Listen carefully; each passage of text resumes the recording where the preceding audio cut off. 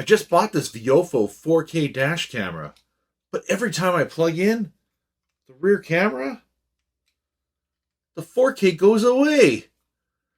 I don't know what it is. It changes to 2160. I don't even know what's going on. I'm completely losing my 4K every time I plug a camera in. The company ripped me off. Seriously? Oh my god, I can't believe viofo would do that to you. Let me see that unit right now. I see what's going on. You're just reading it wrong. It still has 4K.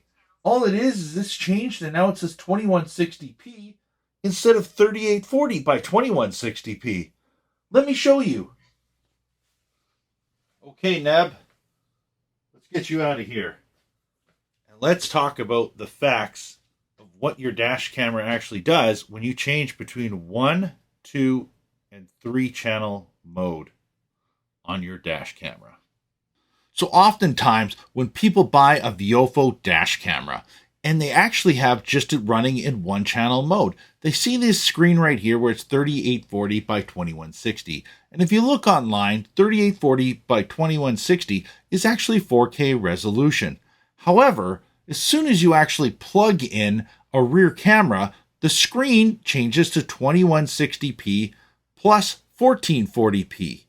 And what happens is everybody thinks, I no longer have 4K resolution anymore. They feel like they've been ripped off and the camera doesn't actually function. Now, all it is there isn't enough characters in the line to fit 3840 by 2160 and then 1440, like 2560 by 1440 for the 2K resolution. They can't fit all that information. So all the company actually did was went to 2160p plus 1440p. And then when you actually go to the 3-channel mode on a viofo A229 Pro, it then says 2160p plus 1440p plus 1080p. The 2160p still means 3840 by 2160p. All they were trying to do was shorten the information that would actually fit on the line. They're not trying to mislead you. You are still getting a full 4K resolution dash camera.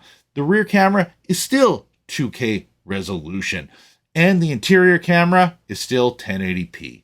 They're not trying to mislead you at all. I've had this conversation quite a bit lately with viofo, Vantru, and other companies' owners thinking that what's happening is they're getting a lower quality resolution camera when they plug in the rear or interior camera to their cameras.